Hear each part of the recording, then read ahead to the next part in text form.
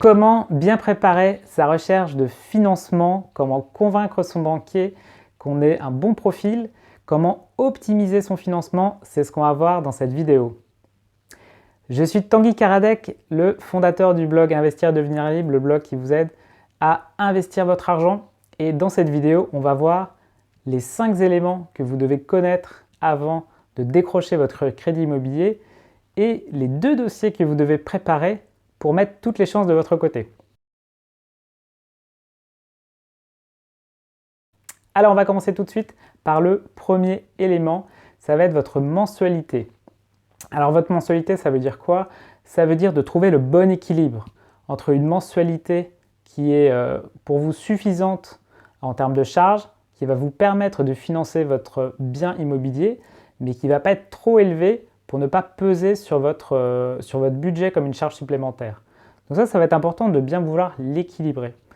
Pourquoi? Parce que vous avez un peu deux cas de figure. Soit vous faites un investissement locatif rentable dans lequel les loyers sont supérieurs à la mensualité et qui couvre également toutes les charges. Et donc dans ce cas, vous allez pouvoir vous contenter d'un petit apport, de faire financer au maximum l'acquisition par votre banque et par le locataire. Soit vous investissez sur un bien qui est moins rentable, on va dire quelque chose qui est plus patrimonial, qui est peut-être mieux placé et sur lequel vous avez intérêt à augmenter votre apport. Pourquoi? Parce que ça va vous permettre d'équilibrer un peu plus vos rentrées d'argent et vos sorties. Et ça va vous éviter d'avoir à remettre de l'argent tous les mois. Il n'y a pas de bonne ou de mauvaise stratégie. On peut faire soit du locatif à plus fort rendement, soit du locatif patrimonial. Mais derrière, il faut éviter que ce soit une charge supplémentaire pour vous. Pourquoi? Tout simplement parce que près derrière la banque, elle va considérer que si vous avez besoin de remettre de l'argent tous les mois, eh bien, elle va le compter comme une charge supplémentaire et elle va le déduire de votre capacité future d'emprunt. Donc, ça va vous freiner pour faire d'autres investissements immobiliers. On va passer tout de suite au deuxième élément. Le deuxième élément, c'est la durée. Sur un investissement immobilier locatif, on va avoir tendance à essayer d'emprunter sur la durée la plus longue possible. Pourquoi? Tout simplement parce que plus vous allez emprunter sur une longue durée, et plus votre mensualité va être faible. Donc on va essayer plutôt d'aller sur des durées assez longues, 20-25 ans. Attention toutefois, c'est vrai que d'emprunter sur 25 ans, ça permet d'augmenter un petit peu le cash flow parce que vous allez diminuer un peu la mensualité, mais néanmoins si vous regardez attentivement les chiffres, vous allez voir que vous allez avoir deux sujets. Premier sujet, c'est que finalement, quand on passe de 20 à 25 ans, la mensualité, eh bien, elle baisse, mais un petit peu seulement. Parfois, c'est seulement quelques dizaines d'euros. Donc, ça ne va pas forcément faire une grosse différence. Donc, si vous êtes capable de compenser ces quelques dizaines d'euros, ça peut être plus intéressant d'emprunter quand même sur 20 ans. Et notamment parce qu'il y a un deuxième sujet, quand on emprunte sur 25 au lieu de 20 ans, c'est que le capital remboursé va être plus faible. Et donc, si vous avez une stratégie où, par exemple, vous prévoyez de revendre votre bien au bout de 10 ans, eh bien, vous aurez remboursé beaucoup plus de capital si vous avez emprunté sur 20 ans que si vous avez emprunté sur 25 ans. Alors, pourquoi je vous dirais, c'est peut-être paraître un peu bizarre de vouloir revendre un bien 10 ans seulement après l'avoir acheté. Pourquoi? Parce que dans certains cas, eh bien, la fiscalité peut être assez lourde. Autant elle peut être assez faible aux premières années, notamment sur certains régimes comme le régime LMNP où on peut amortir le bien, on peut amortir les frais de notaire, etc. Je vous en parlerai plus dans une prochaine vidéo.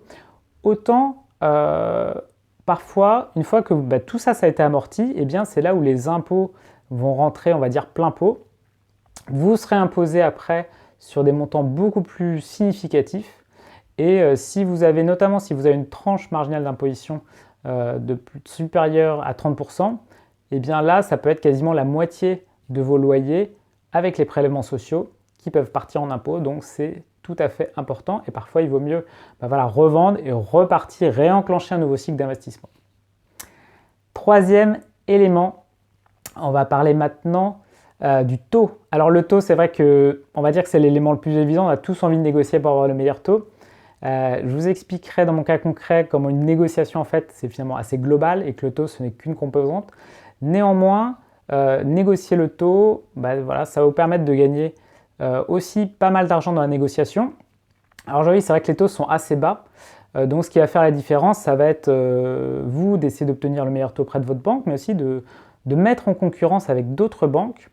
Et ce que j'appelle faire un peu un espèce de concours de beauté dans lequel vous allez présenter votre dossier, on en parlera juste après, et vous allez essayer d'avoir la meilleure offre possible de votre banque.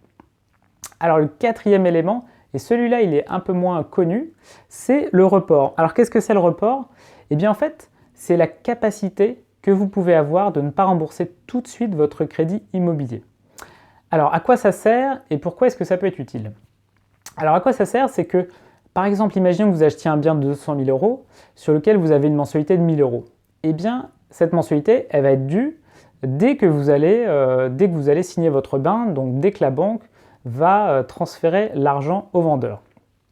Et à ce moment-là, en particulier si vous faites des travaux, vous n'aurez pas de rentrée d'argent tout de suite, parce que le temps de faire les travaux, le temps d'avoir des locataires qui soient en place, tout ça, ça va prendre du temps, et c'est une mensualité que vous allez devoir sortir de votre poche. Et donc le report, que la plupart des banques acceptent assez facilement, eh bien, ça va vous permettre de décaler ça dans le temps. Ça peut être 1 an sur un appartement, mais ça peut être plus sur des projets plus gros. Mais par exemple, dans le cas d'un appartement, et si on part sur 1 an, eh bien, ça va vous permettre pendant la première année de rembourser que les intérêts. Donc au lieu de rembourser par exemple une mensualité de 1 000 euros, vous allez rembourser que 200 euros d'intérêt.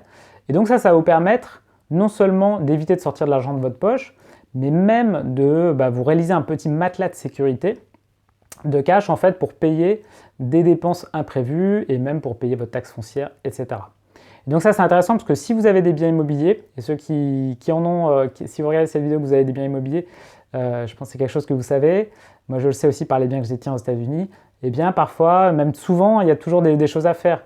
Une fois il faut changer une climatisation, une fois vous avez un changement de locataire, il faut refaire la peinture. Et à ce moment-là, il faut relouer le plus vite possible. Donc il faut pouvoir faire les travaux le plus vite possible. Et donc il faut avoir l'argent tout de suite prêt, disponible. Vous ne pouvez pas retourner voir votre banque en disant j'aurais besoin de 2 000 euros là, pour faire des travaux dans un appartement. Donc très important cet élément. Voilà, ça peut être utile parce que ça vous permet encore une fois d'équilibrer, en particulier si vous avez des biens avec travaux. 5e élément, alors celui-là il est vraiment très important, c'est l'assurance emprunteur. L'assurance emprunteur aujourd'hui, elle est proposée par la plupart des banques et d'ailleurs elle est souvent demandée, elle est quasiment, on va dire, dans les faits obligatoire. Mais sachez que la proposition que vous fera votre banque pourra être probablement divisée d'un facteur 2 ou 3 si vous savez bien la négocier. Alors, il est tout à fait possible en fait de demander des devis à des organismes spécialisés. Donc, je mettrai des liens sous cette vidéo, de faire un devis. Et ça va vous donner déjà un moyen pour négocier avec votre banque pour faire un devis. Mais retenez, et je vous montrerai dans la prochaine vidéo un exemple concret, retenez que vous pouvez faire diviser la facture d'une assurance emprunteur par 2, par 3. Moi, le premier devis initial de ma banque, c'était pour à peu près 20 000 euros sur 20 ans. Et dans la dernière offre que j'ai signée, on était tombé à 4 100 euros à peu près. Voilà, donc c'est très très important. Moi, mon conseil, c'est plutôt d'être transparent avec le banquier. Donc, demandez tout de suite, avant d'aller voir votre banquier, d'être prêt pour dire, moi, cette assurance, c'est quelque chose que je voudrais négocier. Je ne vais pas forcément la prendre chez vous, je voudrais avoir une délégation. Donc, c'est le 5e élément. Alors maintenant, on va voir les 2 dossiers que vous devez préparer pour faire un peu votre marketing, pour mettre toutes les chances de votre côté. Les 2 choses à préparer, ça va être tout d'abord votre dossier. Votre dossier, ça veut dire quoi? Ça veut dire votre situation. Expliquer au banquier, avoir sur un papier propre l'ensemble de vos actifs. Donc tous les biens que vous disposez, ça peut être vos livrets A, ça peut être de l'immobilier, ça peut être vos actions. Vous allez lister également vos dettes, donc vos crédits en cours, quelle est la mensualité que vous avez, quelle est la fin d'échéance de votre crédit, quel est le montant qui vous reste à rembourser. Et vous allez lister également vos revenus, vos charges et votre capacité d'épargne. Tout ça, ça va aider votre banquier déjà, à voir que vous avez une idée claire de ce que vous avez comme situation financière. 2, lui, il va gagner du temps. Et 3, ça va aussi vous différencier par rapport aux autres candidats parce que finalement, il y a assez peu de gens qui font ce travail et le banquier doit se retrouver à collecter les informations lui-même. Donc ça va vous donner aussi quelque chose de pro. 2e dossier à préparer, ça va être le dossier vraiment lié à votre acquisition. Parce que votre banquier, lui, veut absolument réduire les risques. Son métier, c'est de gérer du risque. Et donc, plus vous avez des informations qui expliquent que votre investissement est un bon investissement, plus ça va être facile pour lui de donner son accord ou d'aller obtenir la dérogation auprès de son supérieur. Et donc dans ce dossier, vous allez mettre où est le bien, combien est-ce qu'il vaut, vous pouvez l'estimer par exemple très facilement sur le site de Meilleur Agent, ou demander à un agent immobilier de le faire pour vous. Vous allez pouvoir également mettre combien est-ce que vous allez le louer. Vous pouvez également faire une simulation du cash flow, donc combien est-ce que vous allez mettre tous les mois, combien est-ce que vous allez récupérer.